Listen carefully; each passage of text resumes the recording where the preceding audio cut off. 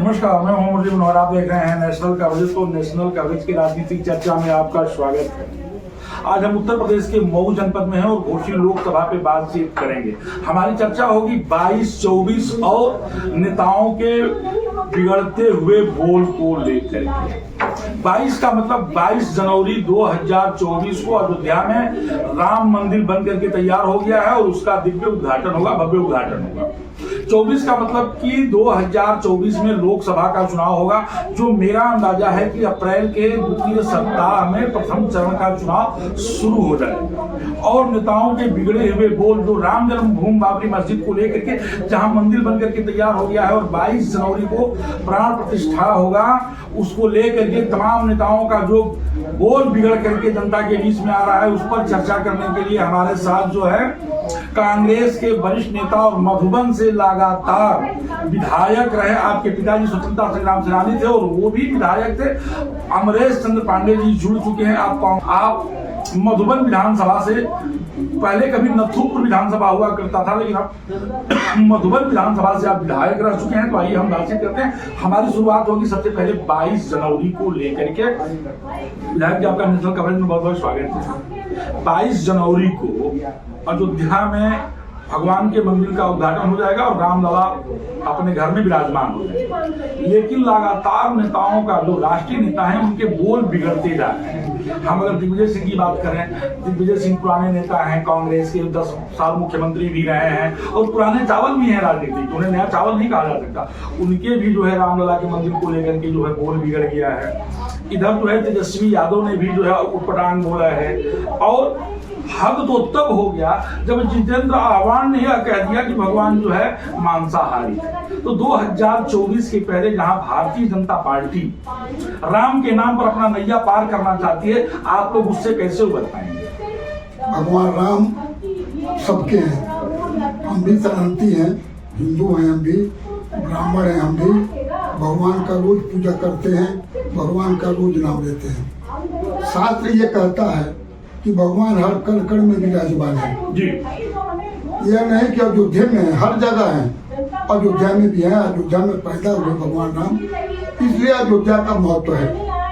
हम मंदिर के एकदम पक्ष में हैं। मंदिर भगवान का बनना चाहिए, मंदिर था, मंदिर रहे। आज भी हम मंदिर के साथ में, मंदिर में भगवान का अभी स्थिति यह है कि भारतीय जनता पार्टी उस भगवान राम के नाम पर जो राजनीति कर रही है, वह देश के लिए दुर्भाग्यपूर्ण है। नहीं, भारतीय जनता पार्टी जिस तरह से मंदिर के नाम पर राजनीति कर रही है, ये विपक्ष 28 दल के लोग जो इंडिया गठबंधन बनाए हैं, उसको रोक पाने में कामयाब क्यों नहीं हो पा रहे हैं? हम कहते हैं कि मंदिर का काम तो पुजारियों का है। आपके चारों जो आपके शंकराचार्य हैं, चारों शंकराचार्यों ने कहा कि पहला बिंदु तो यह है कि मंदिर अपूर्ण है जी। उस अपूर्ण मंदिर में भगवान को प्रस्थापित किया नहीं जा सकता, पहला बिंदु कहा जी। और सब लोगों ने उसका बहिष्कार किया। एक शंकराचार्य ने तो ये कहा कि अगर रामचरितमानस को अगर मोदी साहब पढ़ते हो तो भगवान राम ने जब शिवलिंग की स्थापना किया रामेश्वरम में, तो उसमें अपने अपने आचार्य के रूप में रावण को बुलाया गया। रावण ने वो प्राण प्रतिष्ठा किया, लेकिन रावण ने कहा कि बिना स्त्री के आपको इस प्राण प्रतिष्ठा नहीं कर सकते हैं। आपकी पत्नी कहाँ है? तो उन्होंने कहा पत्नी तो आप ले गए। तो पत्नी में लाया हूँ और पत्नी सीता जी को लाके वो भगवान शिव की स्थापना किया। रावण फिर सीता को लेकर सवाल ये पैदा होता है कि जब चारों शंकराचार्यों ने विरोध शुरू कि यह मंदिर अधूरा है, वहां प्राण प्रतिष्ठा नहीं होना चाहिए, बिना पत्नी के नहीं होना चाहिए, तो आखिर इंडिया गठबंधन और जिसमें सबसे बड़ा दल कांग्रेस है, बड़ा दल है, कांग्रेस ने चारों शंकराचार्यों के इस मामले को जनता के बीच में भुना क्यों नहीं पा रही है? तैयारी नहीं हो पा रही है। मैं इस बात को रख रहा हूँ, लेकिन वो भारत के प्रधानमंत्री हैं, उनके पास सब है ना, सब कुछ उन्हीं के पास है ना, डंडा पंडा सब है। हम कहें शंकराचार्य देश के किसी पार्टी का ये पूजा से क्या? पार्टी तो धर्म की बात, धर्म में राजनीति कहाँ से ला दिए तुम? भारत के प्रधानमंत्री का दायित्व तो थोड़ा नहीं कि वो मंदिर बनवा। नहीं, भारतीय जनता पार्टी के लोग तो कहते हैं कि राजनीति धर्म विरुद्ध धर्म। गोस्वामी तुलसीदास ने भी लिखा है कि राजनीति बिना धर्म और धन के संभव नहीं है, और उसी पैटर्न पे चल रहे हैं। नहीं, गलत कर रहे हैं ना। वो आज के तारीख में अक्षत बांट रहे हैं दोनों गाँव में घूम के, हर जगह हर परिवार को। वो केवल राममय बना के, इसलिए कि राजनीति में धर्म को जोड़ के हमारी नैया पार होगी, लेकिन ऐसा है नहीं। हम यह कहते हैं कि वो उनका एक मस्तिष्क है। आज बेकारी है, बेरोजगारी है, महंगाई है, अपराध है। अभी अपराध पर प्रेस हो रहा था, अपराध है, कुछ नहीं चिंता करता। भारतीय जनता पार्टी ने तैयारी ये किया है कि 12 से 15 करोड़ घरों में हम अच्छत और भगवान के मंदिर को पहुंचाएंगे। 12 से 15 करोड़ घरों का खिड़की खड़खड़ाएंगे, दरवाजा खड़खड़ाएंगे। बीजेपी ने दूसरी तैयारी भी किया है कि पूरे भारत के जितने भी लोकसभा हैं, हर लोकसभा से 5000 लोगों को अयोध्या ले जाने का काम किया जाएगा। अगर 5000 लोग आते हैं और 5000 लोग 10 लोगों को अयोध्या की भव्यता, दिव्यता और सुंदरता पर चर्चा करते हैं, तो भी एक बड़ा जो है सेटलमेंट भारत में जो है जनता का जो है बीजेपी के साथ जुड़ा होगा। इसको कांग्रेस या इंडिया गठबंधन रोक क्यों नहीं पा रही है? क्या तैयारी है 2024? मेरी मान्यता है कि वो सब करेंगे, लेकिन मेरी मान्यता है कि यह कुछ बहुत होने वाला नहीं है।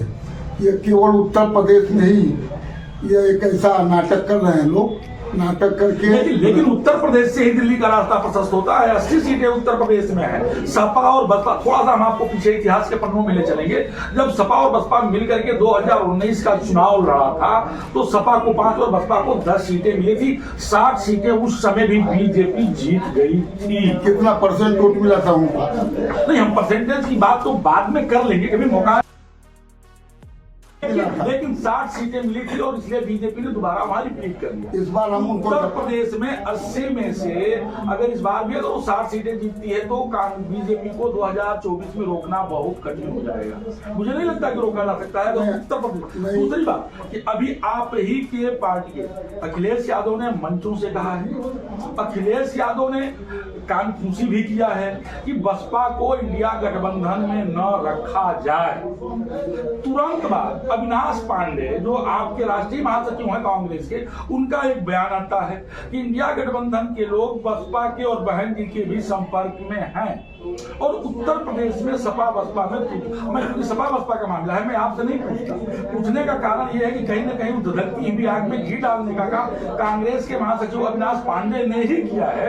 मामला कुतुमे में आ गया है, गेस्ट हाउस याद किया जा रहा है। बहन जी ने कहा कि हमारे प्रदेश कार्यालय के सामने जो है पुल इसलिए बना दिया गया कि एक बड़े नेता की हत्या हो जाए। अखिलेश जी ने कहा कि भारतीय जनता पार्टी के पास बुलडोजर है, कहा कि गिरवा दीजिए।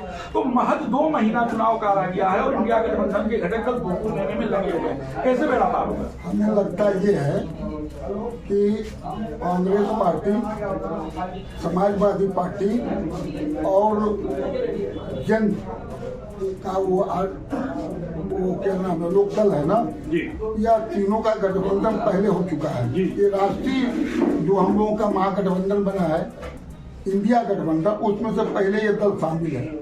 कांग्रेस पार्टी या अन्य दल लोग जो हमारे इंडिया गठबंधन के और दल के लोग हैं, उन सबकी इच्छा है कि मायावती को भी इसमें शामिल किया जाए।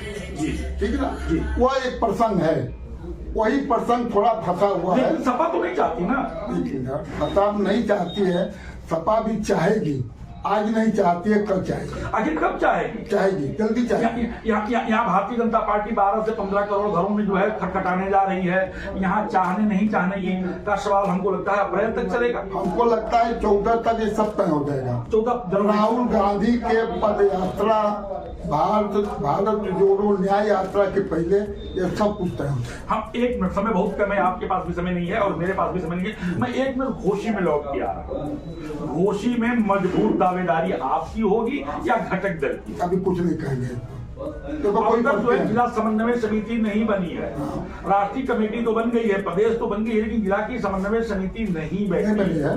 और जब तक जिला की समन्वय समिति नहीं बनेगी, किसी भी लोकसभा पे तैयारी करना बहुत कठिन होगा। प्रदेश की जो समन्वय समिति बैठेगी वही तय करेगी घोषी में कौन लड़ेगा। जिले की कोई समन्वय समिति कोई नहीं बनी हमारे समझ। तो आप सुन रहे थे अखिलेश चंद्र पांडे जी को, आप जो है 4 बार विधायक रह चुके हैं और कांग्रेस के वरिष्ठ नेता हैं। आपके पिताजी स्वतंत्रता संग्राम सेनानी भी रहे हैं, देश को आजाद कराने में आपकी महत्वपूर्ण भूमिका रही है। मुरली मनोहर के साथ खास रिपोर्ट आप बने रहिए मेरे साथ, देखते रहिए राजनीति।